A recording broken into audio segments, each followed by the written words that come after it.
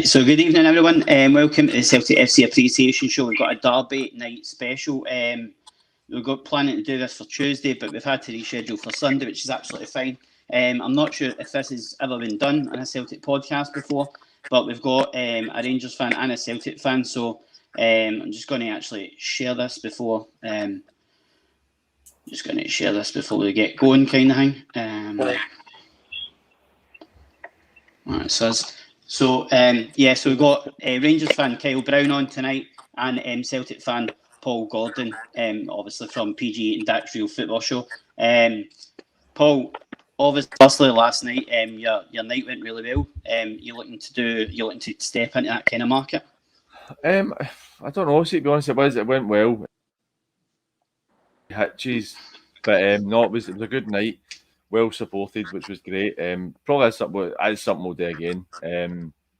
Because I think we're quite lucky. There's a wee bit of demand for it, but it was good. It was enjoyable. Something new. A bit out of the comfort zone, but we enjoyed ourselves and we definitely enjoyed ourselves after it. To be honest with you. How did you find it? So, as I say, I think there's definitely a gap in the market for that kind of thing. Obviously, when you look at open goal.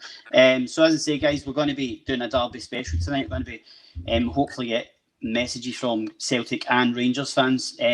So, bring on the abuse, bring on the banter. We're all ready for it. And obviously, I'm going to do a Peter Crouch swear warning. Before we were talking about it off air before, because normally we don't really swear on a podcast, but you know what? I think it's going to be one of the nights, so I'm just going to let the boys go at it. And obviously, I'm wearing black because I'm going to try and be the referee in the middle. So I can't believe Phil's wearing a blue tap. I know, man. I was thinking you were going to wear a green top or something to battle him, but So to be fair, wearing this blue Ranger, it's not even a blue Ranger top. Wearing this blue top was completely unintentional. I never even thought it. I heard it. So we're available to download on Spotify, Apple Podcasts, and wherever you listen to your podcasts, obviously. We're all over the socials as well, Celtic FC Appreciation. We're also on Instagram and we're also on Twitter, CFC app pod if you search for us there. 67 Tees, obviously our main sponsors. Just go and check on their Instagram page for any content kind of thing, and obviously the YouTube channel. We're trying to get as much Celtic content up as possible. If you have any questions for the guys, I already see a few comments coming in. If you have any questions or comments for any of us about the game coming up, just get them into us, we'll get through to them. And obviously the question of the day, we want to know what your favourite Glasgow derby has been. So what's your favourite ever Glasgow derby? So obviously Paul McClellan says, all right guys, James McLaughlin, on the hoops. So obviously we'll get straight to it. We're going to talk about injuries and so we're going to talk about injuries and suspensions, obviously, for both teams. And Paul, we'll start with you. We've actually got a wee bit more lengthy injury and suspension list, just in terms of long-term injuries, possibly Kyogo, Turnbull's definitely out, Ajeti obviously still missing, Maida and Rogic on international duty, and Beaton is obviously suspended, with Julian and Ideguchi a possibility.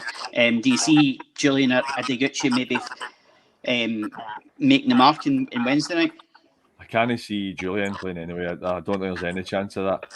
I think that Starfelt and Carter Vickers have been doing quite well. I know Starfelt gets a bit of slack, asking a bit of stick at people, but I think he's actually been doing quite well recently. I think missing Kyogo and Maeda is massive. You see it, we're not the same team when we don't have that type of player up kind of centre forward for us or coming for wide. Big Giamakis, I'm still kind of jury's out on him for me. I think that he has good attributes. He holds the ball really well and he can score a goal. But I just feel that we don't play particularly well when we have a striker like him playing. So I think missing McGregor is big as well. I've seen people saying that there's a potential that he could be wearing one of the face masks and play, but I don't see it happening. I think it's massive. And it's funny saying it now because you wouldn't have said it maybe 6 months to a year ago. Beaton missing's quite a big one for me. I think that he's been doing really well late, and it is a bit of a miss for him. I think me and Kyle were talking off air, and he was actually saying that he was gutted that Beaton gets sent off, and I was saying that I was raging that Beaton gets sent off because I really like Beaton, and And Kyle, obviously, you're saying Beaton missing is a big boost for Rangers fans. In all fairness, the only time I've really seen him play, I don't really watch much Celtic games on their own, but when you have seen Beaton play against us, I don't think there's been any games that he's really been a standout, and he has got quite a poor disciplinary record, so it does leave that option for him to end up, if he did play on Wednesday night, to kind of lose the head a bit and end up putting you down to 10 men. Yeah, I mean, I know we were talking obviously off air about the red card, and I was saying to Kyle that I thought the referee should have gave a free kick for Greg Taylor for the foul on Greg Taylor, and if he blows up for the Greg Taylor foul, then Beaton doesn't get sent off. But he doesn't blow his whistle. Beaton kind of rush of blood to head, pulls the boy back, and it's a second yellow. So there's nothing we can do about it. James McMullen just says, "Do you think they could get Rogic back before Wednesday night?" I've heard that there's a possibility about Maeda. Maybe if he's not playing, I know if they don't play on Tuesday, they can. Yeah, they could. But I mean, I don't know about you, Paul, but I think that's too soon in terms of jet lag and timing and all the rest. I don't see any of them coming back to play in that game. I don't think it's wise. I mean, you saw it before. I know it's not quite the same level, but you saw it with Ambrose a few years ago against Juventus when he was rushed back for the African Cup of Nations, and it wasn't fair on him that night. He had an absolute holocaust. It was just terrible. You know what I mean? It just really wasn't good at all. But I don't think it'll happen. It's too soon, too close to it. Yeah, and obviously, Kyle, getting on to Rangers injury list, or long term, obviously Yanis Hadji was ruled out for the rest of the season. How big a blow is he going to be missing? Hadji can be a bit hot and cold, to be fair. He has these moments of magic and he can kind of come up with something, but it does tend to be quite slow. And that, so I think the opportunity to go with pace or something instead, and then you don't really have that cutting edge that Hadji could potentially make. And it also depends who they're going to bring in or who we lose over and obviously 30 hours or so. Yeah, and obviously Morelos, called away in international duty after not playing at all in international duty before. He's obviously been informed for under Van Bronckhorst, but we've since discovered that he's not even made the bench for Colombia. I mean, how ridiculous is that for the manager to take him over and not bench him? It just fries my brain why you would take a player on international duty with such a big game coming up.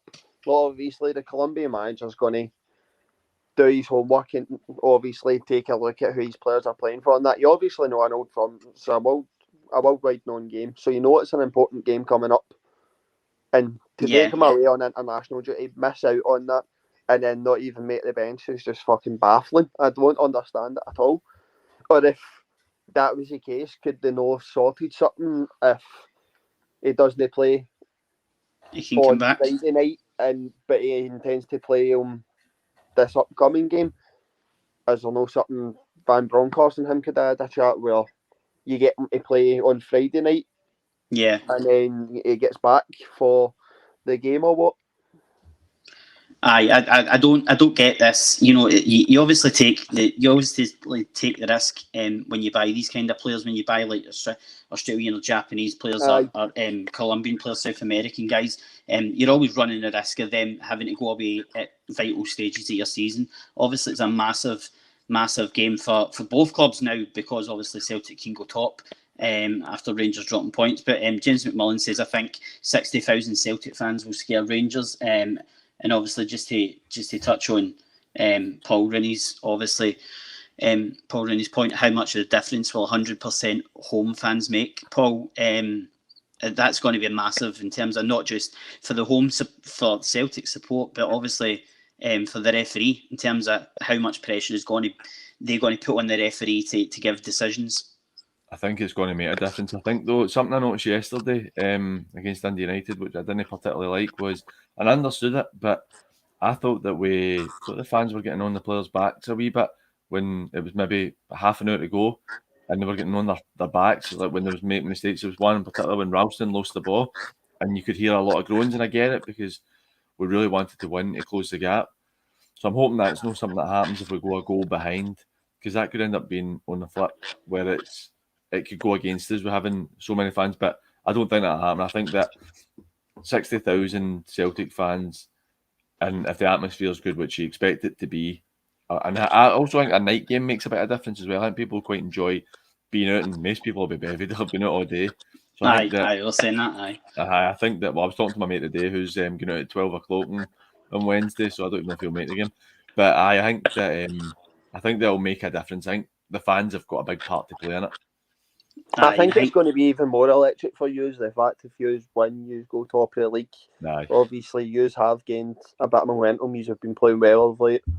So I think there's that kind of feel-good factor about you. And obviously, this time last year, I don't even know how many points Rangers were ahead. So for the fact that the kind of feel-good factor's back for you, you win, you go top, I think it is going to be electric on your part. And Here's and how we're going to handle it ourselves and how the players are going to respond to it. They're going to be able to keep the nerve. Here's one for you, Kel. You like this. Rangers didn't get a penalty, so we needed to get a red card or a penalty against us to ensure normality. But we stop at half time in the end to celebrate. I think comments. There was no tip. There was no Rangers penalty. There was no Rangers, Ross County red card at the weekend. That's so we can get one against yours, and it doesn't look like us getting the 2 games in a row. A red card and a penalty for Wednesday night. That's what worries me as well. The fact that I've never seen that before with the SFA changing the referee at kind of such short notice. It was meant to... But did you see Clancy's performance against us in Aberdeen? Not even just against us. Some of his decisions on Aberdeen's part were just bonkers. To even just be switched off a game for a couple of weeks or what is just baffling. He should have at least been demoted for a couple of weeks for that, because that performance was appalling. That's not me just saying it because we drew or anything, because that had absolutely no part to play in it. We were shite. To be fair, Kevin Clancy once sent me off in a cup final. Did he actually? I did, aye. Did you deserve it? Probably, aye. Who is refereeing in Wednesday? It's Bobby Madden. Bobby Madden. Right, Bobby Madden. Enough said. I don't even think Madden's...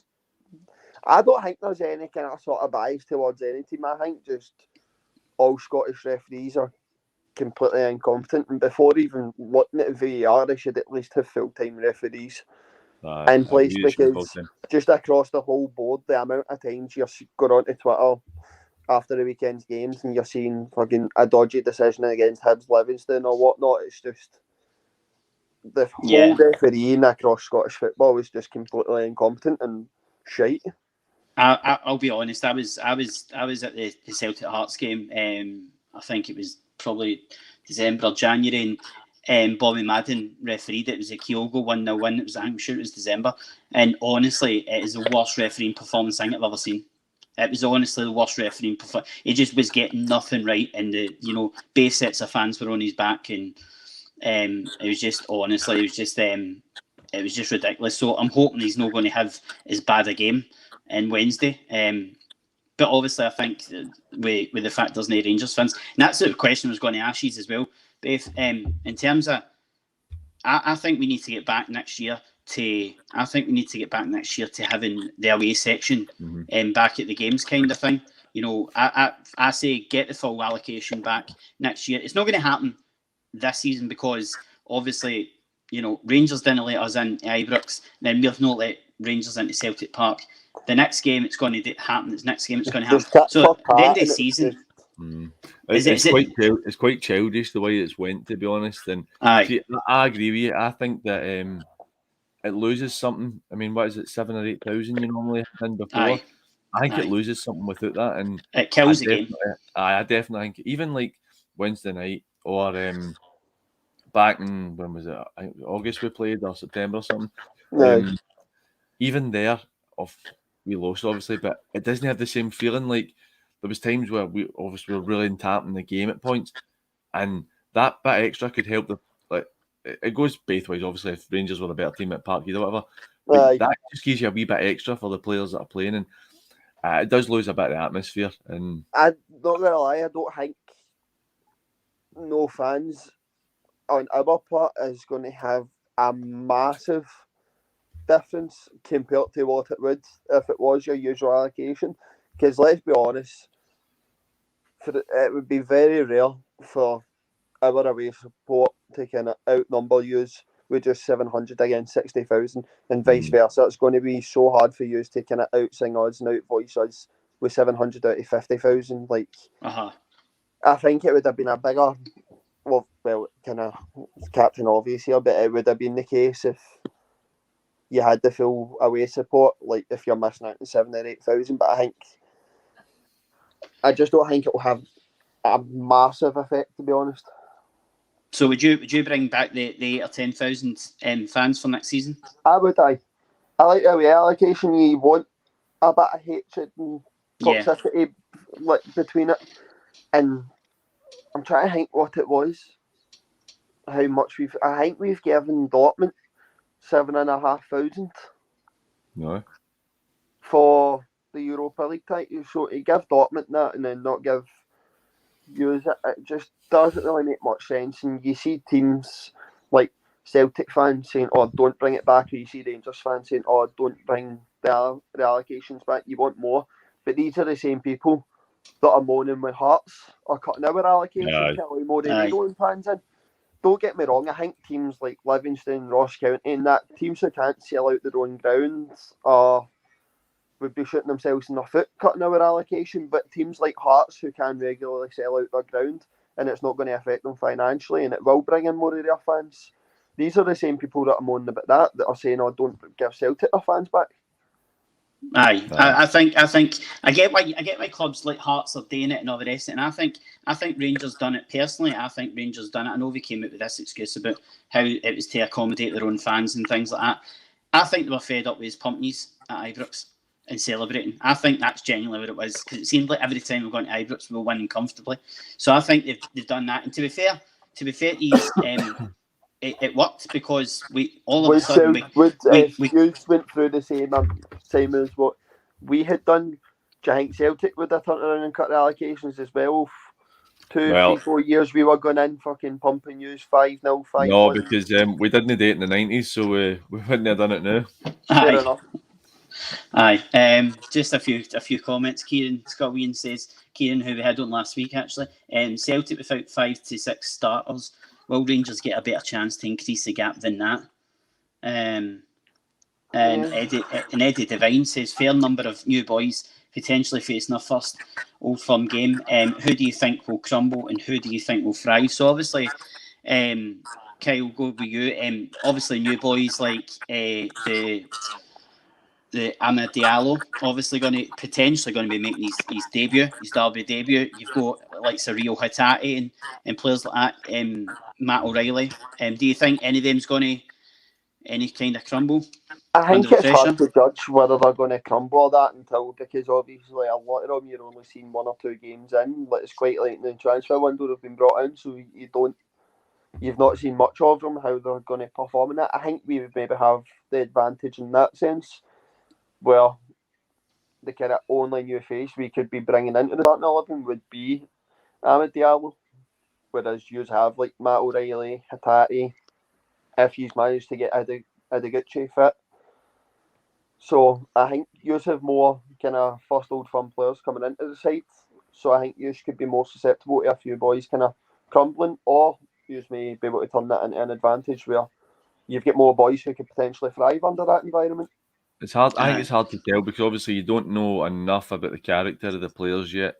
But I think, fortunately for us, we've got a lot of guys who are, like you said, making their Celtic Rangers debut.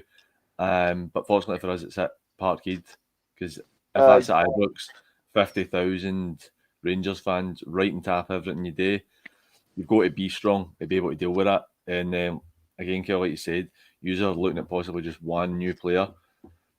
He's a boy that's played for Man U, you know what I mean? So I'm not saying they have any games like our game, but you're still playing at a 70,000 seater stadium that's quite he's packed. at a big club with a lot of pressure, so it's kind of maybe less susceptible to folding under it, but it's hard to tell because there's been a lot of guys that really have done well in games that you wouldn't expect, and then there's been guys who have folded in Old Firm games that you just wouldn't expect again. So you just never know until really we turn up. Like a prime example, you had Joey Barton, who was like Aye. one of the most hated figures within English football, thrived under pressure, loved to get a bit toxic, and comes up and just fucking crumbles and is an absolute waste of a wage.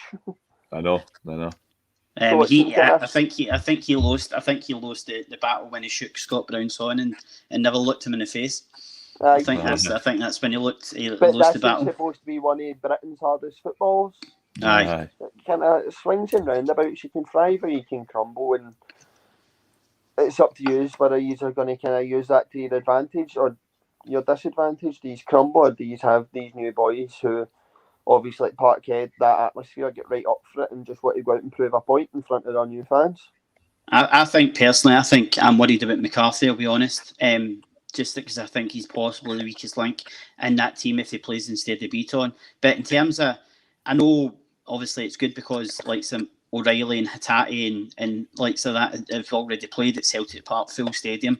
But obviously it's a different ball game altogether. Jane. It's a faster paced game. I know Dundee United, it was dominant for Celtic on Saturday. We just couldn't find the way through until the end. But in terms of, I think it's just going to be 100 mile an hour, and everybody's going to need to be on their toes.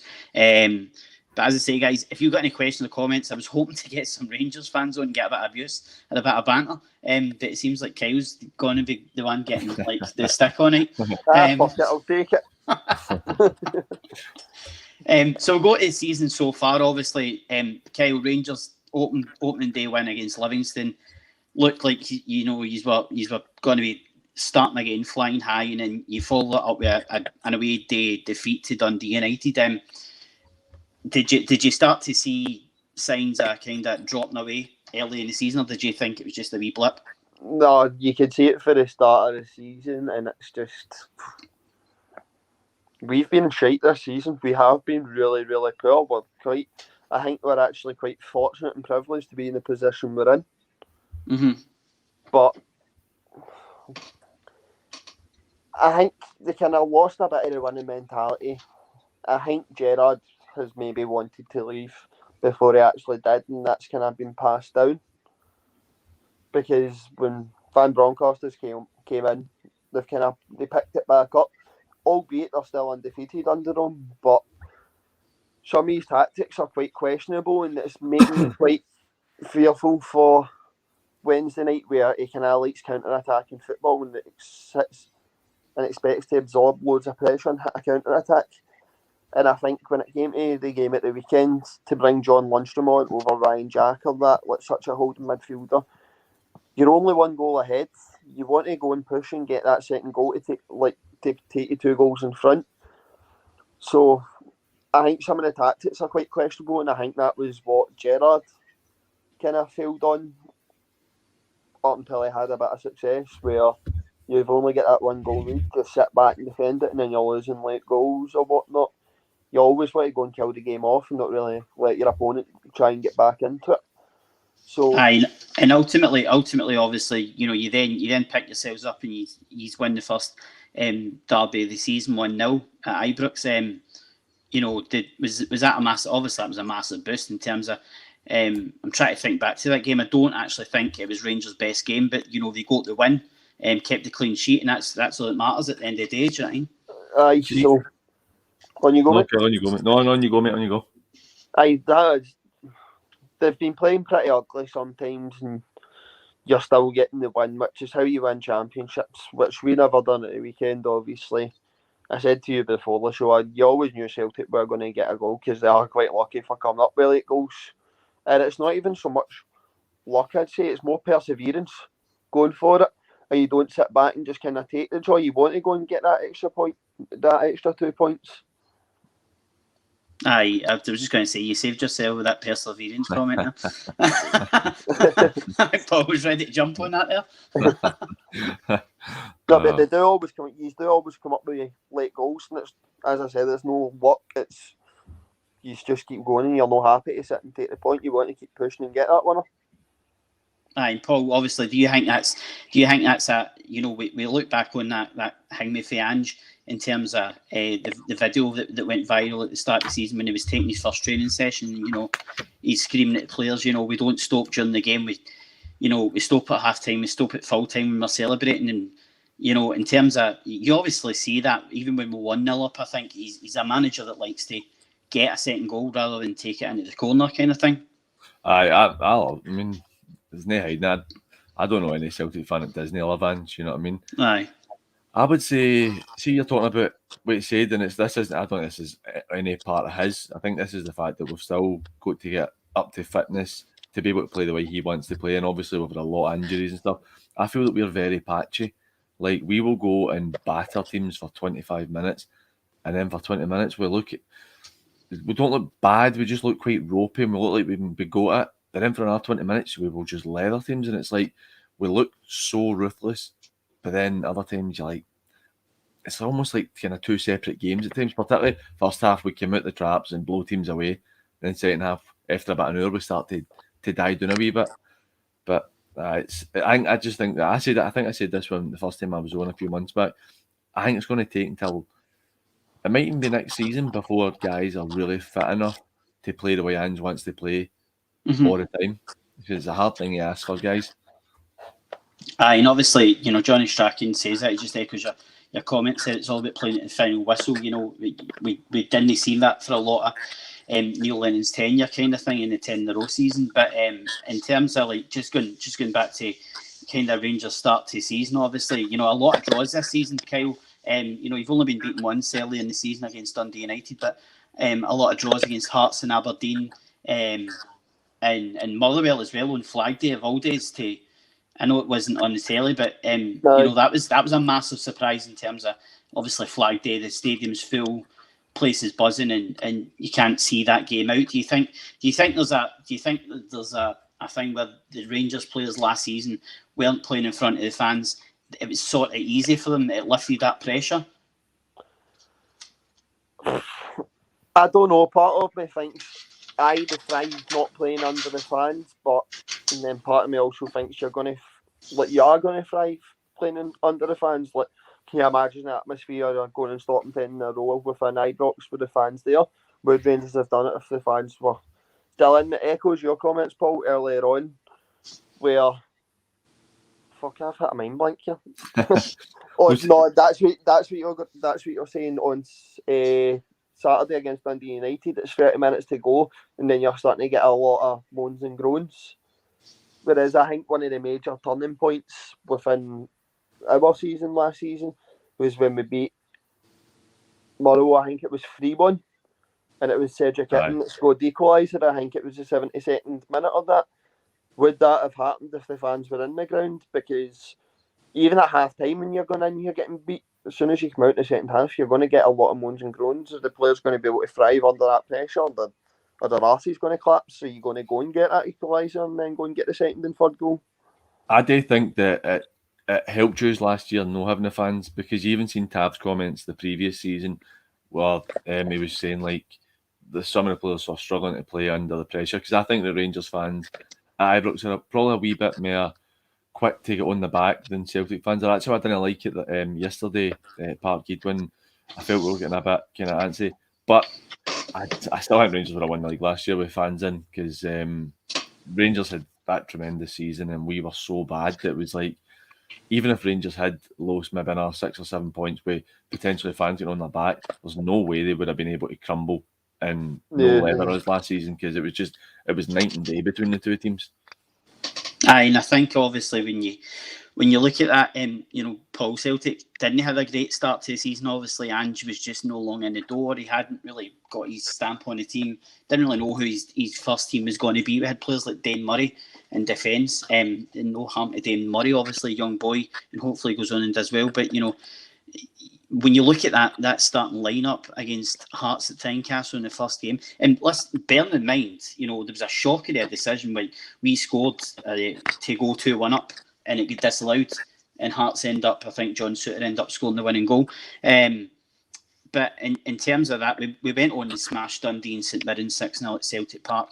and really kind of got a first glimpse of Ange Ball as we know it now, kind of thing. How massive obviously was that for us to get those back-to-back wins and obviously clean sheets as well? Well, you look at us at the start of the year, I mean, we had wee glimpses of the way that Ange wants us to play. But it was bad at the start of the year. I mean, it's a really poor start. But fortunately, we didn't really go on the team's back because 18 players or something, 18 players for the squad left for the year before. I mean, you had like 5 or 6 of your starters who, granted, they weren't very good, but they were all away. It was a complete rebuilding. I think that's something that more credit's got to go to him because we're still in the middle of a rebuild. We are looking at now. Some bookies have his favourites for the first time to win the league. I seen that yesterday. But no, going back to it, start of the season, I think it was what it was. We've not really done what we did to St Mirren and Dundee, anybody else since. Like, we've beaten teams comfortably, but we've not went and done that. That I looked at that time like we could have went and taken 9 or 10 off of somebody, and it's not quite happened. But what I would say is we're defensively a lot more sound. I think that we keep the ball so well. I mean, we just completely dominate teams. And then when we've got a full squad, I fancy us to beat anybody in the league, obviously. And even in Europe, I fancy us to do quite well because you look at the Leverkusen game and the Betis games, we look a different kettle of fish now compared to what we were before. Yeah, and obviously, like Brian Murphy says, Rangers have 3 guys in midfield who will put the boot in. We really need McCarthy to prove why he was bought. I don't think McCarthy's shown, even when I think he's maybe had 1 or 2 really good games that I've noticed him in. But I don't really. I mean, I rated him when we got him. I thought, he's going to be a really good signing, really good central defensive mid. He's going to be that kind of, brick shithouse basically in the middle of the park. He's really not. Obviously, he's been stricken with injuries and things like that and fitness issues. But do you see him replacing Beaton on Wednesday? I actually think that it might be. I suppose we're in the position where it probably has to be McCarthy, and I think Brian makes a decent point. I wouldn't be playing him. See if we had the full complement, I probably wouldn't even have him on the squad because I'd have Beaton ahead of him. I'd have McGregor in there. I'd have Ideguchi before him. But a couple of my mates, we were talking about today, on the keen on McCarthy playing. Sorry, I think that, like I say, Brian makes a decent point. We don't have that in there. I don't think Rangers are hatchet men in that midfield 3 that they've got. I think when like Jack's no there, they lose a bit of the physicality they have. But they've still got a bit more of a presence about them, and they've dominated us in the middle of the park the last couple of years. So I think that McCarthy playing could, if he plays well, could be a good thing where he will go and kind of maybe enforce himself in the game. And he's a Celtic fan, a Scottish boy. He understands the game where a lot of, like we spoke about earlier and Kev had mentioned, a lot of our boys, like, particularly the Japanese boys, no saying that they won't try or anything, but they don't understand it until you play it. Like when we go speak about it later with Lubo, with the 5-1 game, which I'll talk about later on. Lubo scored 2 in that game, and I was at it, and it looked like he was just like, "Oh, I've just scored." But he also looked a bit shell-shocked, as if, why is everybody going mental at this? No. So, I think that will be key for us if we are going to go and win it, and I think that's where we are still quite lucky, where the spine of our team despise Celtic and do have that kind of bit of grit about them. They've all played in enough old firms to know what this fixture means to the fans and themselves. I think they kind of know how important it is. Like, you've got McGregor, you've got Goldson, even Balogun has played in the fixture before, or Bassey, or Hollander, however you're going to go with at the back. You've still got Jack is fit again, he can make a cameo appearance. You've got Arfield, Aribo's played in the fixture. You've got Stephen Davis, who's a Rangers man. I think it will miss having that kind of hatred with having Buff up top. Mm-hmm. Aye, definitely. If they're going to start with Kemar Roof for what, he's not going to have the kind of same bullying presence about him, but the still main core spine of our team know what the fixture kind of means to it. Whereas you could be coming in with Carter Vickers, Ideguchi, if Hatate was available, all kind of relatively new, inexperienced players in the fixture that could have gave us the upper hand. As daft as it sounds, I think the fact that quite a few of the guys were there when we scudded Jews regularly, I think that makes a difference because they've been through that. They know that they can beat Celtic, and they probably have it in themselves where they're like, we're not going back to that again. You know what I mean? I think that as daft as it might sound, I think that benefits Rangers a bit as well, that they have had guys who have taken beatings off us. No, definitely. When was it? 2 seasons ago, I think, where Celtic beat us 1-0 in the cup final. Julian, aye. We were what, 4 or 5 points ahead at Christmas time or something prior to that game. And I do think if we had won that cup final, we would have went on to go and win the league. Because you would have then experienced what it's like to win silverware, and you want to experience that and keep going, whereas they've been used to getting scudded regularly or getting at a final and losing in the final. It's just that so close almost mentality. Do you know what I think Rangers, I've likened Rangers last season to Liverpool when they won the league for the first time in so many years. You seen Liverpool the following season and they just sort of kind of crumbled. Again, it was almost like the pressure was off. All the years they'd gone without a title, they won the title, gave it to the fans, and then they were like, right, well, it's not that they didn't want to go and win the title, it's just that they thought, well, we don't need to win the title now. And I know it's different because it's Celtic and Rangers up here. There's 2 teams going for it every year. But I just think that it's similar to Rangers, the way they've played this season. I think they tried so hard. It was like us in 99. Us in 98. This season is just as important as last season. Fair enough, like they stopped the 10. But this season, basically, whoever wins is guaranteed 30-40 million for the Champions League. That's the chance for whoever wins that and gets that money to kind of go and kick on. And I'm quite fearful. I feel as if we're doing what you've done when we were in the lower leagues. You feel the players you've got now are good enough, and you're quite happy to stand still, whereas we're consistently strengthening and trying to get back to full strength. I now feel we're kind of standing still while you are strengthening. Whereas if you've got a bit of money there, I think we should be out spending it to kind of further yourself, because whoever wins the league this year, I think will win the league for the next few seasons. Because to get that Champions League money in and to reinvest it into the squad, it's going to take you a good few years ahead of your rivals. I think you're right in terms of the money this year. I think the money is bigger this year than it normally is. I think that it shows, and this isn't like just to take the piss out with the money stuff with Rangers. I think the signings Rangers have made shows that they don't have the financial clout they know to go and push on. I mean, don't get me wrong, like Dallaglio is a loan signing, but that's somebody you would get in anyway. See, like, even if he's had money, it's somebody you would be looking to bring in because he's a very good young player. But I think the Rangers, you can see Gerrard. I think that's part of the reason Gerrard probably left as well. They weren't able to go and spend a lot of money. Are they wanting Champions League money before giving assurances? But that's the thing, though. Or are they holding off? But that's not that's more Celtic mindset than Rangers mindset. You normally just go and spend money, whereas we're very much, no, we'll hold off and we'll see, like, why we always buy our players after we get knocked out of the Champions League qualifiers. Then we go and buy them instead of just investing. You're not strengthening your squad enough to make them a Champions League at the right time, I think that's our problem now. I think if things stay the way they are now, I think we're going in weaker than what we were before the transfer window. I think we do lack, and it's not just get 2 or 3 players in just for a bit of depth and fill up the bench. We need 2 or 3 good quality starting 11 signings. Where do you think you need to strengthen, Mesley? One of the places was right wing.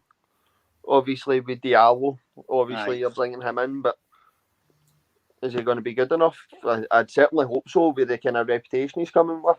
We now need a backup right back, although I'm seeing we're pretty much confirming a signing tomorrow, a Polish 20-year-old for your backup right back.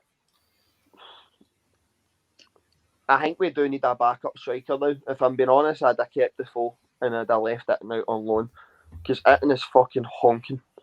He's so poor to watch, and I'm quite fearful if we're going to be going in to this game starting him. I don't think we're going to have anything up top. It's going to be Kemal Roof that starts on Wednesday. But even at that, I'm now getting the impression, and a lot of Rangers fans are, you can't rely on it to lead a line. So we now only have Alfredo. Obviously, it comes with the complications of being South American, that your international fixtures are all over the place. So if he's Aye. away, you've only got Roof, who you're comfortable starting with up top. And even at that, keeping Roof fit sometimes is a struggle. He's not the most reliable player in terms of his injuries. So we're going to need another striker in, at least, and potentially another creative midfielder. And do you think, Paul, Celtic are going to make any moves before tomorrow's deadline, or do you think that we've done our business and that's it? I think we're probably done, to be honest. I think we've done it really early for a change, which is obviously very nice and unusual for us. But so I'm happy with that. I don't It's a bit really see boring. Question for you, Spurt. How are you Aye. feeling going out of this transfer window, potentially, if it doesn't happen tomorrow, not having secured the permanent signings of Jota and Carter Vickers? Because in all honesty, I thought you would have branched out, and whether it was 16 million or 12 million, I thought they two would have been permanent signings, and I thought they'd have been done come the end of January, and I'm not sure, can you make them permanent signings out with the transfer window? Basically, as long as I know with Jota, we can put the bid in and they have to accept it because it's in the clause. So I don't think it's the end of the world if we don't date this one day. But see, for me, we have to sign the two of them. I mean, I think that Carter Vickers is the best defender we've had since Van Dijk. I think he's top drawer. I mean, he might not be. You need to sign them. Aye, definitely. Honestly, I rate Jota so highly. Jota is a fantastic player. There's no risk. I mean, see if we somehow manage to get Jota, because obviously you hear the rumours that Benfica maybe want to keep him, and it's basically just down to him knocking us back and then staying there. But see if we spend the money for him, which is nothing, we'll make easy 2-3 times what we're going to pay from next season. Especially, I kind of feel as if the Scottish transfer market is starting to inflate a bit more. It is getting stronger. So the prospect of going and selling Jota for 15, 16, 17, 18 million is becoming less unrealistic. It's quite realistic now, because you look at the players we've sold, and then even look at Patterson, who is in the grand scheme of things is very inexperienced, even though he's an internationalist. But Rangers have went, no, we know he's a cracking player. You just have to pay good money to get him. And I think that's the way to be. And you look at even they're talking about Calvin Ramsey going to Bologna for all in £4.5 million. You're like, that's what it should be like. Well, I seen Aberdeen knock back 4.8.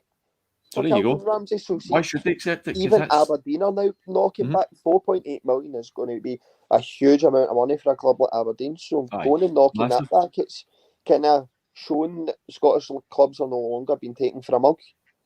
Aye, we were talking last week. Me and the boys were talking last week about the Carter Vickers and the Jota deal and all the rest of it. And I've heard through various sources that it is going to be a done deal in the summer.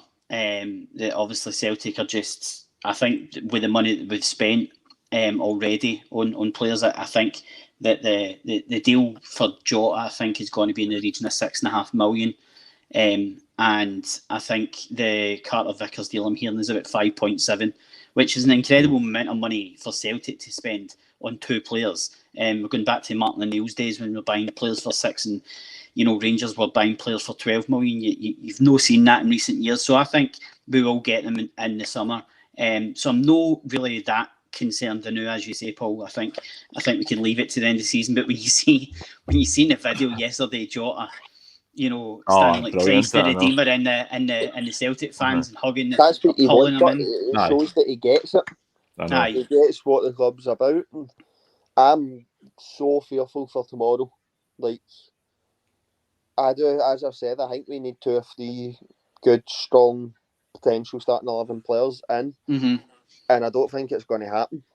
I've seen we're signing a left back for Leicester, who's 18 years old and is more of a B team player. And then they're signing this Polish right back who's a backup right back. You're still not getting any quality, really, to come into that starting 11. Barker, Simpson and Lundstrom are all apparently going tomorrow. Lundstrom, I don't think he's had a good enough crack, and I wouldn't have mind. I don't think he's looked interested, I'll be honest. I don't think he's looked interested up here. He didn't at the start, but then he got a good run of games, and I think he got about 4 man in the match awards in a row. albeit he's one of Rangers' highest earners, so I am all for letting him go if you're going to replace him with the finances. Barker and Simpson are away tomorrow, and to be honest, I'd fucking walk the two of them wherever they're going and I'd ugly. See, to be fair, Kyle, see, for me, yous are in a different market now than yous were a couple of years ago. Because yous have done so well and the team's got so much better, to get the quality to replace guys, I mean, for talking sake, Goldson leaving at centre-half because it looks like it's possible that he's going to go at the end of the year, or if you lose a Morelos, I mean, granted, you can't. Celtic Rangers can't replace a Morelos and an Edward in a sense where No, not for the it's sake too of much what money. you got them for. And even Goldson being £3 million and wasn't amazing to start with. I think Goldson's a really good player, and I thought he had a great year last year. If he goes year. for free in the summer, I think I'm not bothered on losing out in that £3 million because I think we've had more than £3 million. Exactly, you've got your money on him. But see, I see to replace him, you need a £6 or £7 million centre half, and unless you get Champions League money, you don't really have that to be able to go and do that. You know what I mean? So it's a lot of money to replace because now you've got better. It's a kind of a catch-22 situation. When you get better, it costs you more money to replace what you had if you want to improve. And although it's kind of got me thinking as well, I don't know if you've seen it, but when Goldson scored on Saturday, he was away running and kissing the badge. With the badge, yeah. And apparently it is Rangers who aren't giving him what he wants. He wants more money, like to be in maybe 28 grand, the same amount as it have. And Rangers won't give him it. But in all fairness, fair enough, he's not a captain or anything, but he played every single minute in an undefeated invincible campaign last season. What is he missed? He missed something like 3 or 4 games when he's been fit. He's like had 3 or 4 games he's not started in his whole time when he's been fit. And the guy's been so consistent for about a year and a half, maybe 2 years.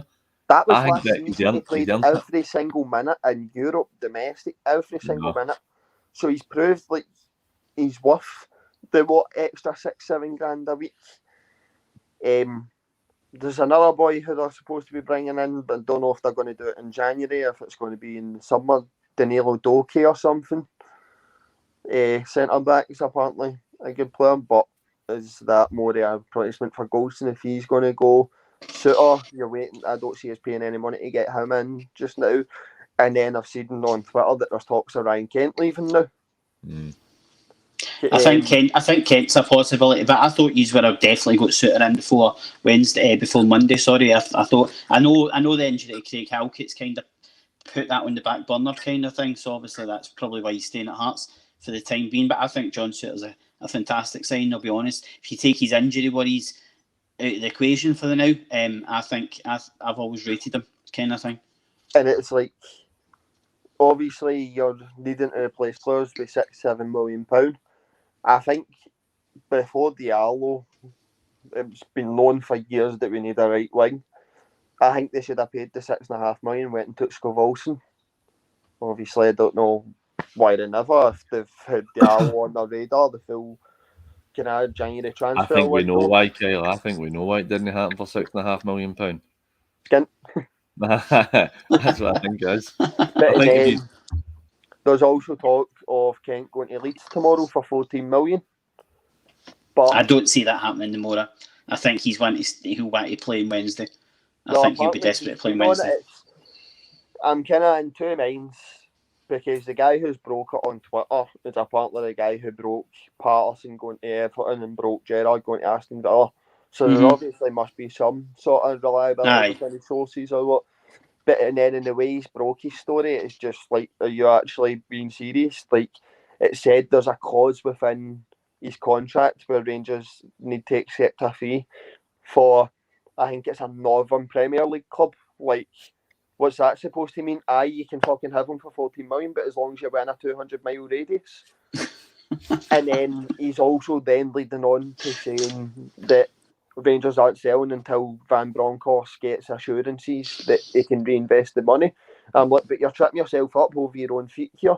First you're saying that they're activating a release clause of £14 million, but then you're saying Rangers aren't selling unless they're allowed to reinvest the money. Rangers don't get that say if that clause is in the contract. So I don't know the reliability or the credibility of the source of that, but I guess it's waiting over the next 24 hours to see what breaks out of it. I mean, in terms of obviously the form then going into this game on Wednesday, obviously it's took on a massive precedent at the weekend with Rangers dropping points at Dingwall and Celtic leaving it late against Dundee United. Obviously, Celtic only won 2 points more, Paul, than Rangers in the last 5 games. Obviously, when you look at the a massive win at Tynecastle, obviously, a big win just after the winter break to get a clean sheet against Hibs. And before the break, obviously, we beat St Johnstone, and there was that draw with St Mirren. So potentially, we could already be looking at top of the league if we hadn't drawn that game with COVID hit St Mirren. In terms of obviously yesterday, I don't know if you were at the game, but I mean, you could hear the relief in the stadium. You could hear the difference in the stadium when Abada smashed that ball into the top corner. I think that Kyle touched on it earlier. About you needing to win certain games. Like if they'd won at Ross County, you could maybe look back at some point and say that's a league winning game. Mm-hmm. Aye. And I think that yesterday was one of the ones where it's sometimes good for the team morale to win a game like that. Yesterday, I didn't think we were terrible at anything. I didn't think we were brilliant, but that was a massive result for us yesterday. I mean, that was absolutely huge. We had to win that because it was so important. The Hearts game is another one where we held on a wee bit at the end. They came at us for the last 15, 20 minutes and we held on a wee bit, but we held on. Whereas last year we wouldn't have. We'd have definitely would have dropped points at best, lowest at worst. So I think it's shown us there's maybe, even though we've got a lot of small, skillful players who aren't the most powerful, it shows that there's maybe a bit of mental toughness and a bit of dig about that side where we're just seeing when it's a hard game, we're managing to see it through and get the results. So I'd like us to go and win 5-0 every week, but it's also nice at times to see when you had to dig in and work hard to win a game. And I feel that we're starting to get a bit of that about us now. Aye, and obviously, Kyle, we spoke about Arfield's goal at Livy at Ibrox during the week. Massive goal. Again, you need to win ugly sometimes. It was a great goal for Arfield. That was in Topi dropping points at Pittodrie. Obviously, we're talking about the game at Pittodrie. Agent Bruni doing his bit, and I thought Johnny Hayes had a tremendous game. Johnny Hayes did have a good game. I can't stand Brown, obviously. Can't believe that. Best player in Scotland, son. Best player in Scotland. I think I've enjoyed watching his demise to go and play a fucking 9 in a row, winning captain and having such an amazing career at Celtic. Quadruple treble as well. To be fair, Gary, it could have been like Kel touched on Ferguson. It could have been like Ferguson and went down and get relegated for the Premier League after being up here, but I don't know. But I've enjoyed watching his demise to then seeing him fucking over the moon, a bit of 1-1 draw and with a 6th place side. I think he's just. I think he bought the red card. I'll be honest. Oh, that was a fucking howler. He should have been booked for diving. He knows. No, listen. I mean, there's contact, but he waits and waits and waits, and he knows Kent's coming in. He's basically just saying to Ryan Kent, "Go on, kick me," and Kent makes contact with him, and but he has bought it. He's waiting for Kent. It is just turning into cheating because he's going down at everything now. Like the slightest wee touches, he's thrown himself to the ground. And don't get me wrong, there's been points where Morelos has went and done that. Obviously, obviously, you hate it and it annoys the shit out you if it's happening to you. But you absolutely love it and you thrive off it. We're all kind of hypocritical on that point now. It's just, it swings and roundabouts. It's pros and cons. You love it when it's happening for you, but you absolutely hate it when it's happening against you. Coming into this game form, I think when it comes to an old form just goes completely out the window and it's just down to whoever wants it more. Like, there's been times where going into an old form and we've been absolutely shit. And I'm thinking we're going to get humped and we've came away with a result, or we've been flying on top of the world. Like, could be potentially this game where you've not been beaten years and then you end up getting fucking scudded. Aye. So I think it comes down to who wants it more. Aye, definitely. Like, listen, it's it doesn't matter who's playing bad or worse in it. I know you're laughing at a comment. Sean Hutton says Scott Brown's living rent free in her head. He certainly is. I was actually thinking about maybe cutting a wee clip after we're done, just to Kyle having a meltdown about Scott Brown. I thought that's going to end up on Twitter or something. I was talking about it today, my mate. mind the wee pictures that were doing the rounds, and it's like the cartoon thing where the guy's cycling on the bike and then he sticks the stick between the spokes and comes off the bike. And he's got the Rangers badge on him. So he does it himself and goes off a bike and goes, fucking Scott Brown. That's what it's like. But don't get me wrong, I can completely appreciate why he's hating. You know what I mean? If he played for Rangers, I'd have hated it's the the life of him. same. We love Morelos against yous. Yous can't stand Morelos. Ryan Kent as well, I think, for me. Ryan Kent's a player I hate. You'd love to have a villain in your squad that your rivals hate. Listen, I was on Go Radio no long ago. I think it's last season or something. I went on to actually congratulate Rangers on winning the league and saying, glad it's done and the whole 10 in a row thing, and we can move on and get on with the next season. And I said to Barry Ferguson, I said that's what Rangers have been missing. Maybe even since he left. I'll be honest, they've missed a real hard man in that Rangers team, a player that knows what it is to play for the club, to win for the club, and also how to play in derby games, kind of thing. No, I think that was one of the main reasons I think we were so poor, like not having that kind of hard man that gets it and can kind of contest in the middle of the field and that. And then I always said that we really lacked a Tom Rogic.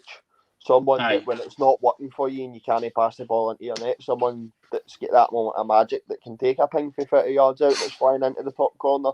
I think we missed that. We did seriously lack that, where you're just trying to pass the ball into the net. And if you're not playing Celtic, every team's sitting with 10 men behind the ball and you don't get the opportunity to pass the ball into the net. You need someone that's going to go and kind of take the game by the scruff of the neck and have a shot for outside the box.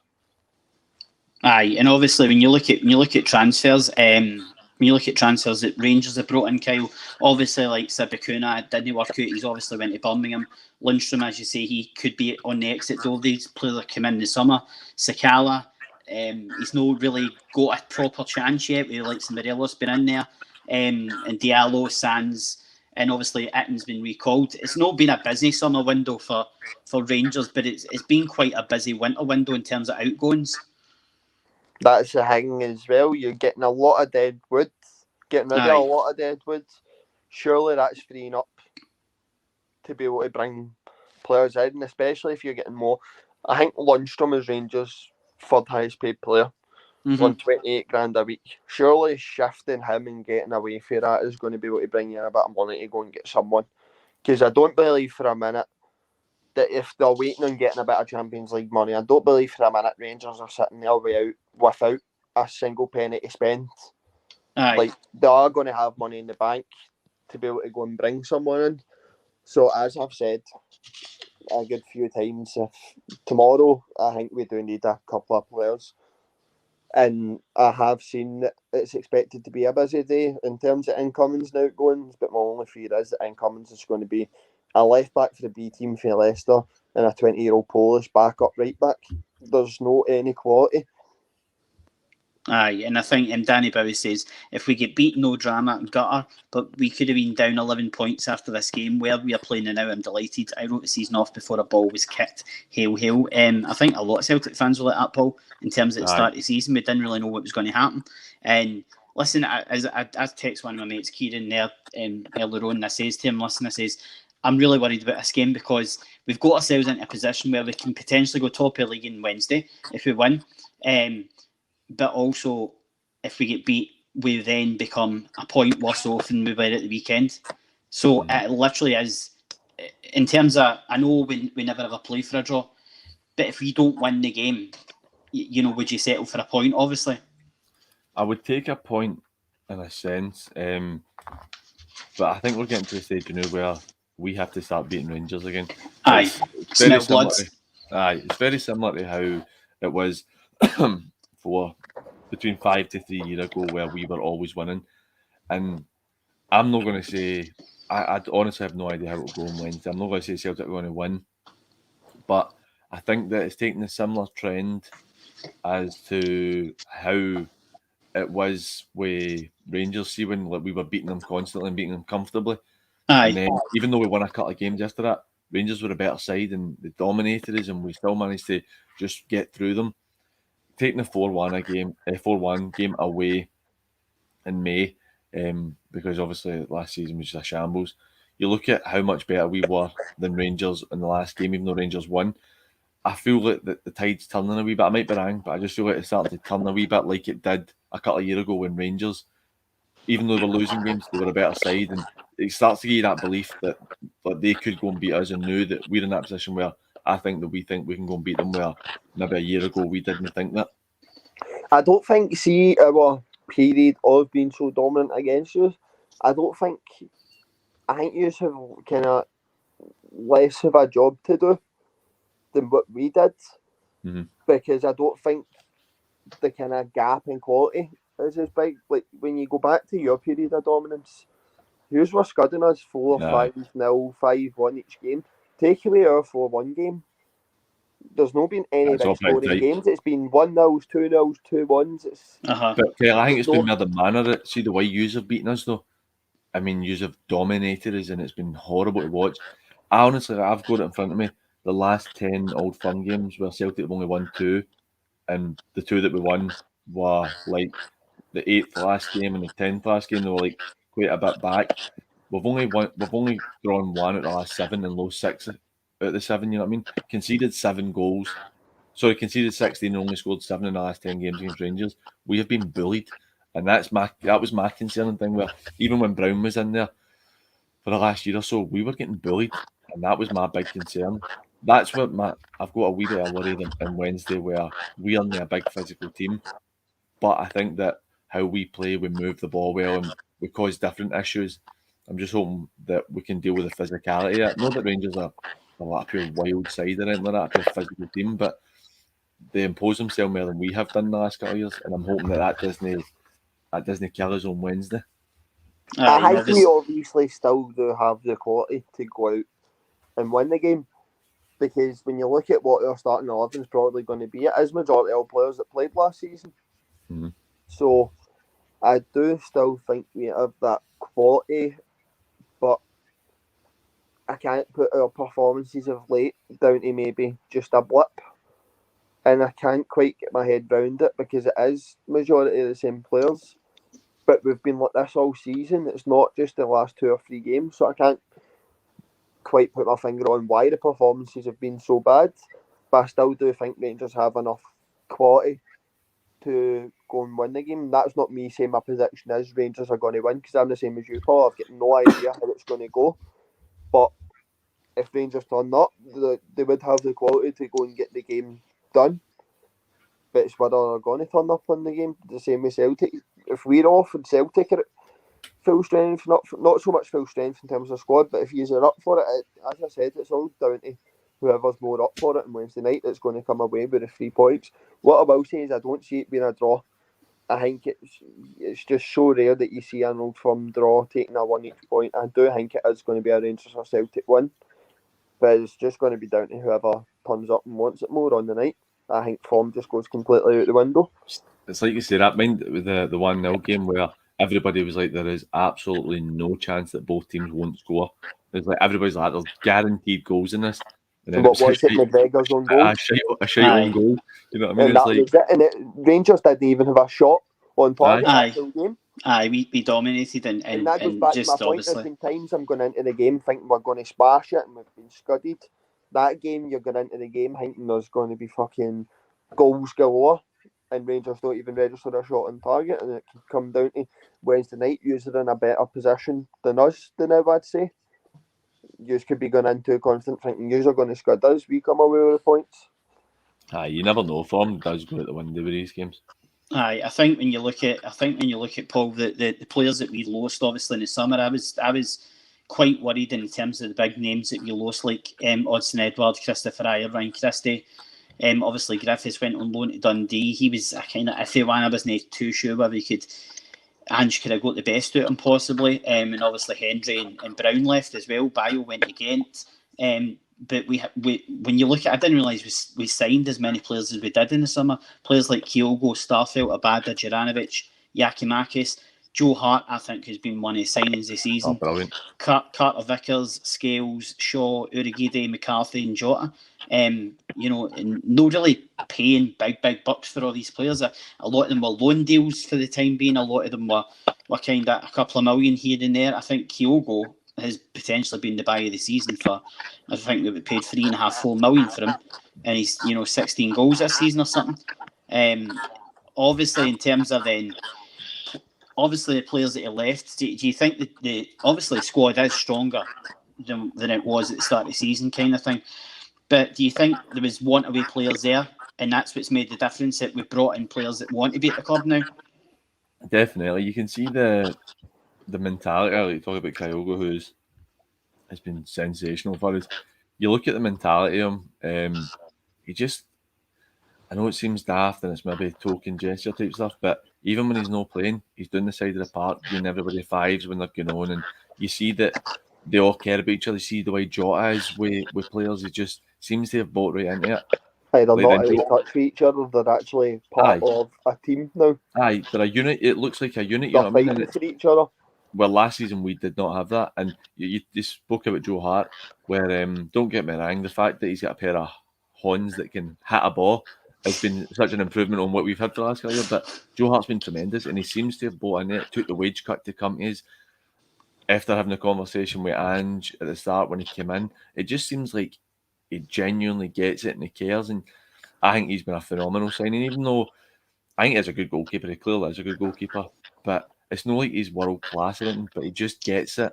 And I think that at Celtic and Rangers, you need that more than a lot of other stuff, because if guys understand what it's like to be at a club like that, then it makes a difference.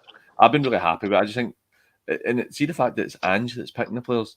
Aye. I mean, it's not a coincidence that your Shaws, Urikitis, McCarthy's haven't played a great deal, because Ange didn't pick them. But then you look at Kyogo, Hatate coming, Maeda, Hart, Juranovic, they're guys who are all improved us massively, and they're all Ange's players. Aye, and obviously Sean Hutton asked the question, this one, interesting one. Do you think the squad is looking stronger now than the quadruple treble squads? Nah. No chance. I think so. I think that. You think so? I suppose we won the quadruple treble last year, didn't we? You know what I mean? It depends on what point of the there quadruple treble you're going to. Is it towards the end of the season where you have won the cup later on into the season? Nah, prime quadruple treble team, I don't think he's out there yet. Don't get me wrong, he's still in the middle of a building process, like a rebuild. It could potentially go on to be better. But I think next season. I think next season, if we build in the summer and sign like Carter Vickers and Jota and add a couple more players here and there, I think potentially we've got something special again. But no, I'm with Kyle on this one. I don't think you can underestimate the quadruple treble, but the achievement that was and how strong your squad had to have been. Although we were shite, you still have to have a strong squad for it. I'm kind of saying it as in I'm talking about when they won the quadruple treble. I'm talking about last year. I'm not talking about like Rogers teams that we're not at that level. That even though I think that you look at guys like Lustig played a lot through the start of the trebles and stuff. I didn't think Lustig was a great player, and I think he was getting close to being done. But guys like Lustig had that thing about them where they were winners and they knew how to go and win games, and the big games didn't impact them too much. Where I don't know enough about this team at Celtic yet to know if that's what we are like.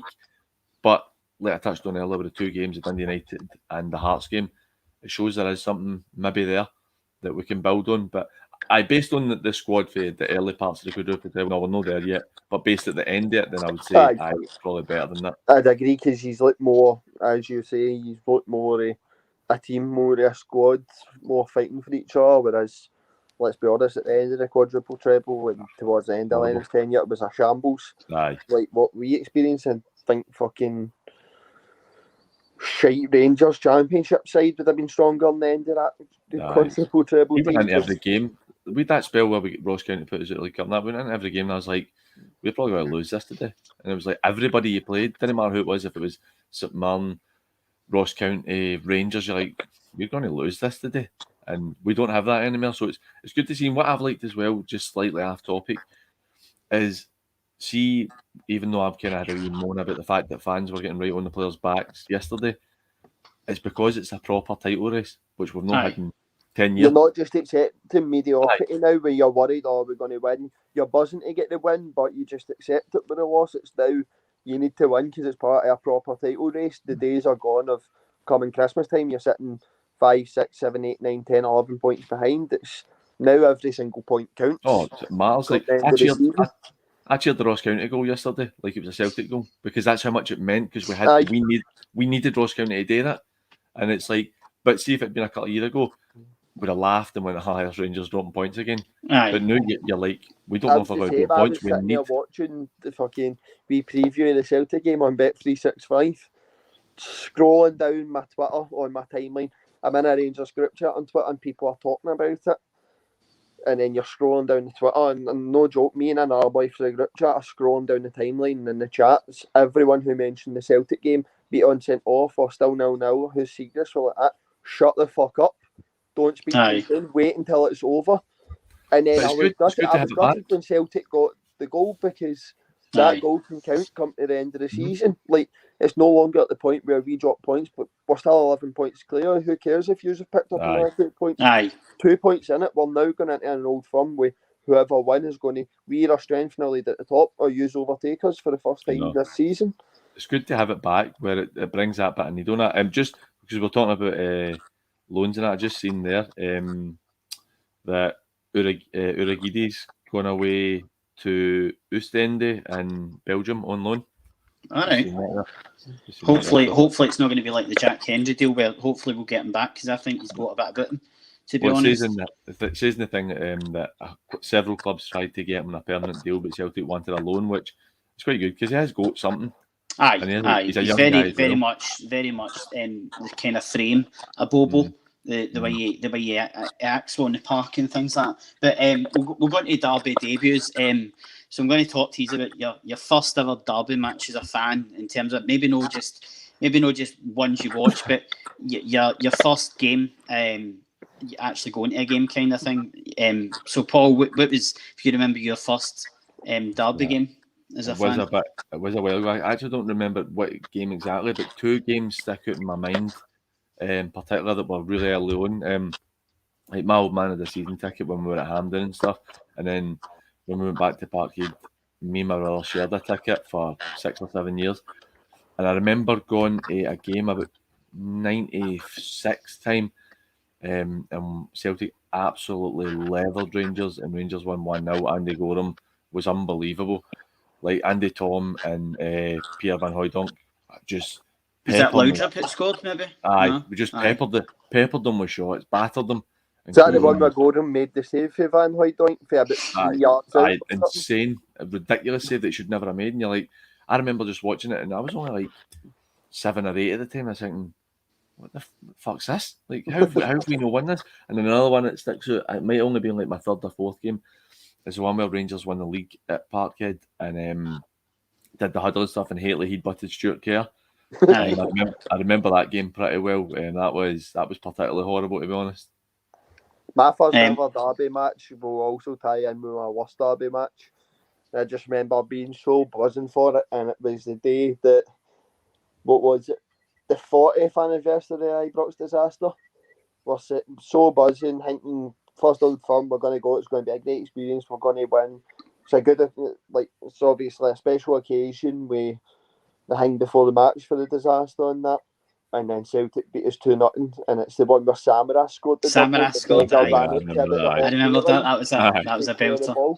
That one stuck out, and then another one that stuck out for me would have been the first Old Firm, and I think it was 2 years at Hampden, where is that the Scottish Cup semi-final? No, you've got an Old Firm bit, and Commons scored an absolute belter, and I don't mind who scored the other one, but it was Griffiths. I don't know how I ever went into an Old Firm buzzing when I'd be sitting there watching Steve Simonson in front of my own eyes and goals, and I think the goal came to a corner where he's ran out to punch the ball or something and just completely missed it, and I just remembered that's when reality kicked in. That was the League Cup. That was the League Cup semi-final. Commons and Griffiths scored. We just cruised. Big Van Dijk had the cigar out that night. So they two. Probably me up too. there with my first but- Old Firms, and probably up there with my worst, obviously. Well, guys, obviously, me and Kyle have got slightly. I'm kind of a generation before in terms of my game. I'm your generation. I'm your generation, mate. And I Don't was worry. going to ask, what was your first Old Firm game? Mine was actually quite late on, to be fair. It wasn't like 90s or anything. I do remember watching, like, my dad would take us to the pub and all the rest of it, and we'd watch games in the 90s, and the big screen would be on, and the place would be bouncing, and we'd absolutely dominate games in the 90s, and Natalie McCoy's would fucking run up and score a winner. Do you know what I mean? Like, and you'd be like, how the fuck's that happen? Do you know what I mean? But in terms of mine, I can remember I went to Celtic Park, we won 1-0, and John Hartson scored absolutely a thunderbolt goal. I think Sutton knocked it down for him, and he chested it down and hit it for about 20 years, 25 years. But do you know what I was just going to say? Probably what worse was, obviously, I don't know if this was a New Year's Day game, but it was who was the boy? Ugo Ehiog. That's right. Overhead kick, and Boruk tried to Hollywood save it and palmed it into his own net. And what I was going to say was, there's nothing worse, and this is why we need the fans back in the stadium. There's nothing worse when you're in that stadium and the away fans score and they just go mental. You just feel like when you're at Ibrox and Celtic Park, even if it's fucking 700 still in Albion fans, as soon as you concede a goal and it puts you behind, it's just silence and just that wee bit of noise coming for the away support, and your heart just completely sinks at it. You have kind of touched on because I've mentioned too that one of the good memories. But see, for me, the worst game ever was the 2002 Scottish Cup final.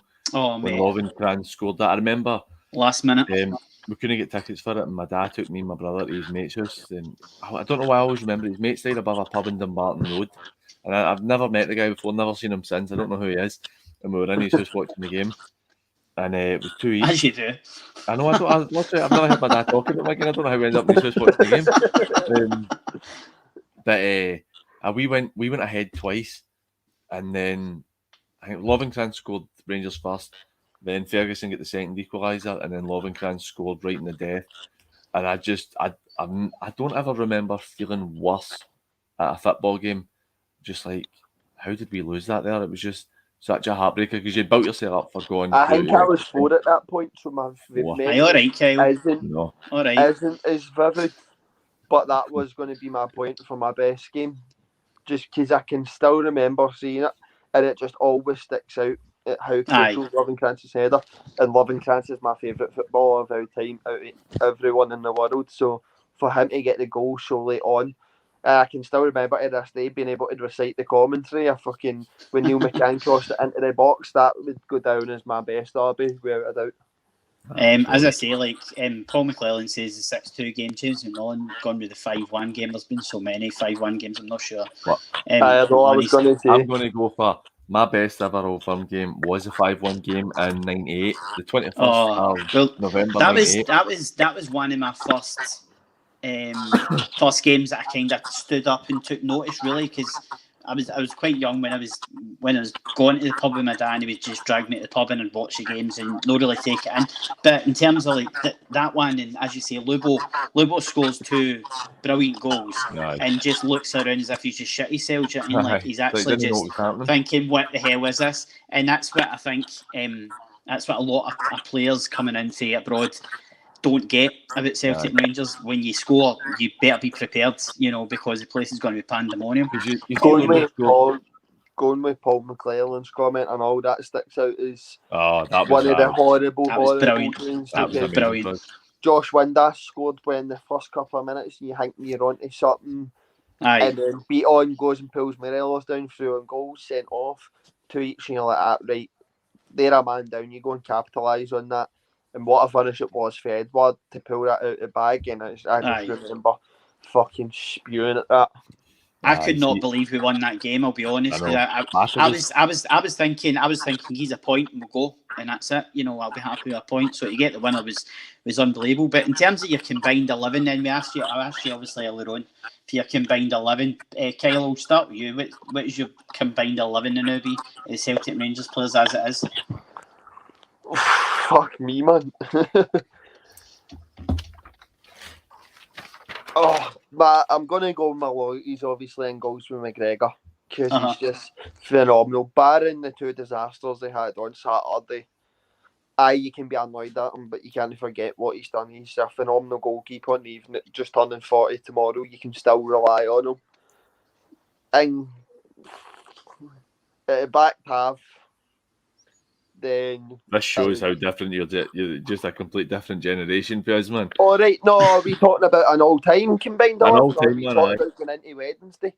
Well, I'd done a combined 11, but if you want to go with a combined 11 or an all-time 11, I know Paul's probably all-time 11.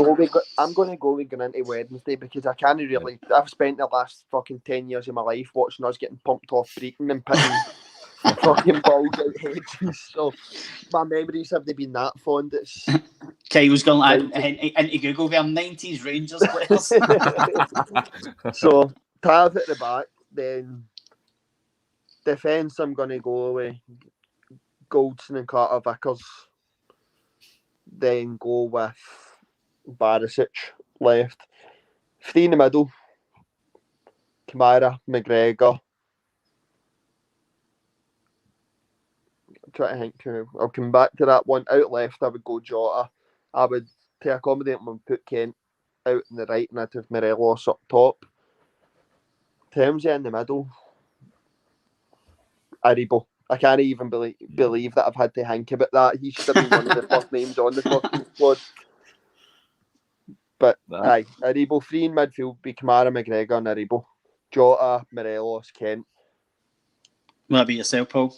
Well, I'll go for mine's is the all-time combined one. I know people will shoot me down, and I have been hungover and hanging like a bag of shit today, so my head's not really been in it. That's fine, mate. Mate. I've tried to be quite diplomatic with it as well. So I've gone for Gorham in goals, Van Bronckhorst at right back, Van Dijk and Goff at centre half, Tierney left back, Loudrop right mid, Petrov and Ferguson in the middle, Di Canio left mid, and Lubo playing Alpha Larson.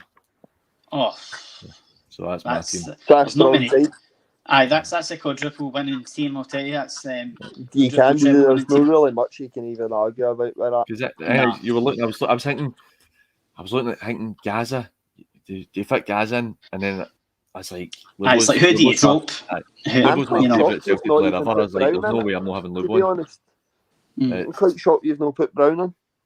I know. See, to be honest, in terms of, I don't think Brown has been that great in terms of his footballing ability. Yeah, you need he's been the hard man. He's been the fucking ultimate captain that you could ever want within your side. But see, if he didn't have that hard man, would you have thought as high? I think that what saved Brown a bit, because I remember maybe 10, 12 years ago, I remember having a conversation with my brother saying, if we let Brown go because he was going through a bad spell, and I was like, I would rather keep Key than Brown because I thought Key was a better football player. But then you look at Brown was done. He was absolutely done before Rodgers came, and then he just became by far the best spell of his career. I mean, he became so much more comfortable on the ball, kept the ball so well, and he always did that, the kind of the stuff that he does and get physical and all that stuff. But no, I love Brown. I know Sean Hutton saying, "Can't believe you left Brown." I know, Sean. It's horrible and it's a hard one because I actually did. I did one. Me and my mates were talking about this recently. Your best Celtic 11 ever, and I had Brown in my best Celtic 11. But because I was trying to be diplomatic, I went with Ferguson and beside. I would have went with Ferguson and Brown. Do you not think it becomes a bit defensive then? A bit defensive minded then? A wee bit. See where you're coming from with that. That's how I had to have Petrov in. I loved Petrov, man. I thought he was dynamite. Aye. Danny my Berry highlight of this year, but I will say going into this game, was I never thought I'd see the day where I was sitting on a Sunday night going fucking bonkers buzzing at Nigeria getting put out the African Cup of Nations. I never thought I'd see the day. Every Celtic fan in the country was scanned. I know. I was pissed off when I seen it on Wednesday. Aye. Listen, I think if Aribo hadn't played yesterday, you probably wouldn't even got a draw. I'll be honest, I thought he was the best man in the park. But Danny Bowie says his best Old Firm game was his dad, a Jersman, 1972 at Ibrox. Celtic won 4-2, I think. I know the game that won is the league. I'm sure that was. Been a Hoops fan for life ever since. His dad And must obviously, fucking hate him. and Jay Davidson says when Naka scored his first Old Firm screamer, who could forget? Danny McGrain used young ones, says Danny Bowie. Danny McGrain was phenomenal, still is. My combined 11 would be Joe. Again, I've tried to be as diplomatic as I possibly can. I've went Joe Hart in goals because I think Hart's just the better keeper, personally. It was genuinely a toss-up between him and McGregor. Oh, I thought you were going. No. I've went with an all-time one. I was supposed to go with a combined 11 for this. I was in a toss-up and all coming with mine between Joe Hart and McGregor. McGregor, I think overall, current form now Joe Hart after fucking McGregor's performance. I'm still scunnered at the weekend. I'm thinking just on form alone. I think, I think Joe Hart in goals. I've got Tav at right back, Scales at left back. I'm a big Liam Scales fan. I've got Carter Vickers, and I've stuck Julian in there at centre back because I just think Julian's an absolute beast when he's fit and he's on it. I mean, I think he's phenomenal. As I say, Goldson was an option and all the rest that you could play Barisic in there. But for me, I've gone 4 midfielders. I've went on the right, I've got Abada. On the left, I've got Jota. And I've got Aribo and Callum in the middle. And I've got Morelos and Kale go up front as my front two. See, I'm going to try and put a team together, right, since you have done this. I'm going to go for Hart in goals, right back Juranovic, left back Barisic, 2 centre halves, Carter Vickers and Goldson. Midfield 3 would be McGregor. It's quite hard because Rangers have got quite a good midfield 3 as well. Kamara and Aribo. You know what I mean? It's probably Kamara just missed the cut for me as well. I'd probably go with Kamara, McGregor, and Aribo because I've not seen enough of Hatate yet, but I think it's going to be a belter. Probably go with that because Rangers are good in there. My front 3 would be, as much as it's hard to leave Morelos out, even though he's an absolute prick. I would go Jota, Kent, and Kyogo. That'd be my front 3. See, I think it's really difficult to leave Kent out that team as well, just like it was difficult to leave Kamara out. I think, but it's you can't have a subs bench. I mean, it's just literally you've got to drop players. It's good coming back. It's good after that conversation. Realise you're now back in the days where both sides are just as strong as each other, and you're struggling to come up with a team. You've got your bias. You'd asked a Rangers fan or a Celtic fan 4 years ago, who's your combined Old Firm 11? It's a full Celtic team. Last couple of years, you're talking maybe 1 or 2 Celtic players getting in that. You're now back in the days where it's genuinely going to be a toss-up. I think you will get fans that will still be like, I'm not having any Rangers players in there. I'm not having any Celtic. Aye, but I think you've got to acknowledge talent when you see it, kind of thing, in players like Kamara and Aribo. That before, Paul, I was like, "What's this, Paul? Like, don't tell me he's going to be one of these ones that just comes on with green tinted specs and can't see Celtic doing anything wrong." No, but he has got a hangover the day, so you can let off the hook. I'm caught in a good day. But in terms of I couldn't believe when I read this. Celtic's last win in a derby game at Celtic Park was back in March 2019. And James Forrest scored a late winner to win 2-1. I think Ryan Kent actually scored that day for use. But the last 3 at Celtic Park, Rangers have obviously done fairly well. Two victories and a draw, 1 each draw.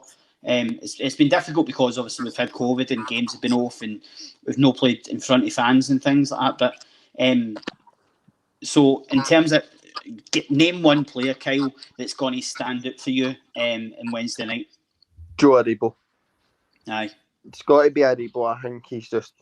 I'd probably say he's the best player in Scotland now in terms of form. I think he's probably our most valuable asset, and I think he is the one that will make a massive difference. And like, you really seen with us how much we missed him when he was at the AFCON. And I think if we are going to win, he's going to be the key to it. And Paul, who's your man? That Celtic player, I think potentially being the key to use is going to be Jota. It's hard to look past Jota, and his quality and his ability right now. I'm going to go the same. Jota, or a wee bit left field, Carter Vickers. I think that honestly, I think he's an absolute Rolls Royce. I think he's brilliant. It might not be good enough to go and play for Tottenham every week at the kind of tapper end of the English Premier League, but see for our level, Scotland. I think he's as good as you can get for our level, and I think he's dynamite. I think he could really.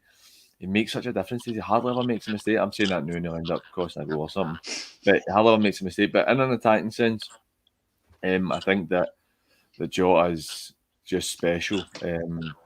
I think he will be the big one for us, and I agree with Kyle. I think that Aribo, we have to be able to control Aribo. That's where if McCarthy plays, then he has to be a number on him. Aye. Aye. I think for me personally, Celtic player that's going to stand out. I think I have to agree with Neil O'Neill and say O'Reilly. I think I've really loved what I've seen from him. I loved his interview at Tynecastle.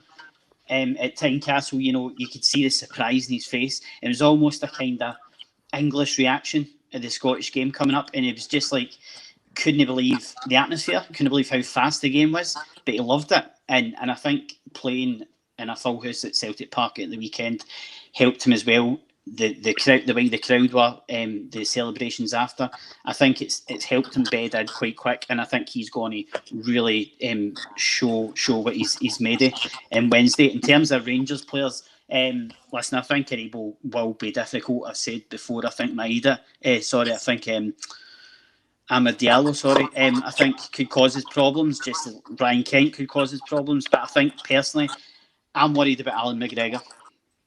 Because I don't see him making as big a mistakes as he did at the weekend, and I think he possibly. I think he's possibly going to have one of the nights, and I hope he hasn't. I think it's going to be a case of seeing today, or it was yesterday, seeing John McLaughlin signing a new contract extension.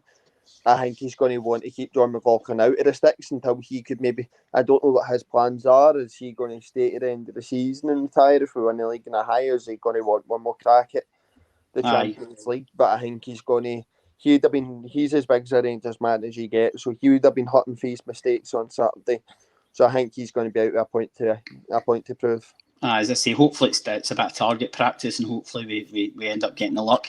Sean Hutton says, enjoyed the crack. Good luck for Wednesday night. You're going to need it. So in terms of, we'll finish just in terms of, we'll get your score predictions.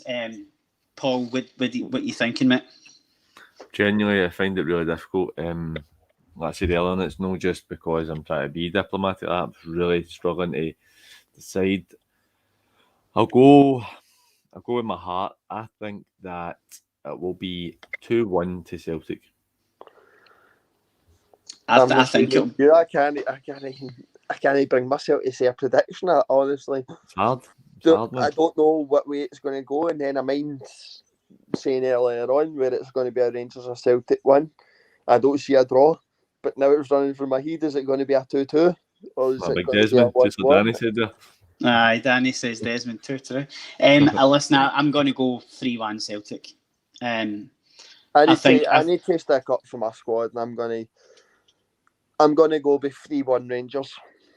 Oh, I don't know if we've finally got a Rangers fan in, or we've just got Richard Rankin, an empathetic Celtic fan. I don't know, but Richard Rankin says 2-1 Rangers. Comes in at the end, typical Rangers fan. But money on the horse. But no, listen. As I say, I think it'll be a great game. I think it's going to be one of the games, and probably what I was talking to Kyle about it last week. It's funny, we've probably never had two managers on either side. I don't mean they've not been hated, but they are really well admired. Aye. I think by both sets of fans. I don't think there's any Celtic fans that I've heard that has had a good bad word to say against Van Bronckhorst. The same way with the Rangers fans and Ange, I've not really heard any kind of hangme's. I think it's good to have. It's a wee bit boring, but at the same time, it is good to have, because there's a respect there, kind of thing. Throw it in. Who you's going to go that you think's a stick on to score, or based on your predictions. Who do you think the goal scorers are going to be? I'll let you go first, guys. I don't know. I'm going to go. I think Hatate. I think Hatate's going to. If he gets the space outside the box, he could do what he done against Hearts and just fire it in at McGregor. Seeing what he's doing at the weekend, I'd definitely be telling, if I was Ange, tell my players, have a pop at goal. If you get that space outside the box, have a crack and test them, because that's what you want to do. You want to test the keeper in the first 5-10 minutes. Hopefully get a shot away and see how he is, see how he's handling it, kind of thing. But I think Hatate. I'm going to go for a bit merrier prediction. I'm going to go for Forest and Kent both to score. Even though Forest hasn't been brilliant, I'm going to go for both of them to score. Because even though I think Celtic will win, I'm saying 2-1. I don't see both sides keeping a clean sheet. I think both sides are going to score. I don't see us. We're not as much a threat when Kyle doesn't play, so it'll be difficult. But I think Forest pops, even when he's not his best, he pops up with goals in big games for us. So I think he'll do it. I'm going to go. I think Jota will score for Jews. I think Kent's going to get a goal. I think Roof will score. I think he's just so clinical, and his finishing is tremendous. And I think we Fashion will get a goal. I think we need to. In terms of the first five, I always say first 5-10 minutes of a derby game, you want to get up 50-50 ball and win it and knock the other guy in his arse, basically. Go full Barry Robson. Aye, exactly. Barry Robson against Davy Weir. First 5 minutes, crack. Get lead with the elbows. You're not going to get a booting for it, but just get up and let them know you're there and start bullying them. Lead by example and show who's up for it. That's it, and you'll be able to tell in the first 5-10 minutes who'll be able to go for it, kind of thing. Michael Stevenson says Starfelt header. Well, he's not scored yet, and if he can stop passing the ball sideways for 2 minutes, then he might be able to get out of the park and stick one in the back of the net. 2 for Gio and Forest. That's Jackie Marcus, no Van Bronckhorst. I might be like definitely done that because you can't spell Gio Marcus. Fuck those who came up with that, and you could spell that fucker's name. I think that was a ploy to get his name on the back of the jersey, kind of thing. It probably cost about 20 quid. Danny Bowie says depends on the ref. Listen, I hope the ref has a strong game. I don't think he will, but it'll be very interesting because obviously there's no Rangers fans, and obviously we want to see it back next season, the away support. You want to see that kind of hatred and that kind of atmosphere back in the game, because it's just killed the derbies game, and I think it'll kill. The atmosphere will be good on Wednesday, obviously, but it would just be bad for the game, kind of thing, and bad for the future if we keep this kind of spat up with each other, kind of thing. I think a contract needs to be wrote up for next season and get it dealt with. You need a mediator in there to get in there and basically say, no, you need it in writing. Get a grip of yourselves and just fucking do it. Aye, just stick with it. But listen, guys, we'll leave it there. In terms of next week, we'll be back on the weekly show, kind of thing. You can follow us on the socials. Just keep keen as a follower. We're doing really well on Facebook. You can obviously download the podcast. Probably I'll have it on in the next 10 minutes. And obviously get on to 67Ts on Instagram, kind of thing. You can obviously check out our YouTube channel. We're hopefully going to get more Celtic content up midweek. So, as I say, thanks to Kyle for coming on and taking all the abuse. I think we had one Rangers fan turn up. And thanks to Paul. And obviously, guys, check out PG and Dax Real Football Show podcast. It's brilliant. And as I say, guys, so we'll see you next weekend, probably next Saturday or next Sunday. So hopefully we get the 3 points. Kyle, I'll say all the best, but I don't really mean it. Then I'll see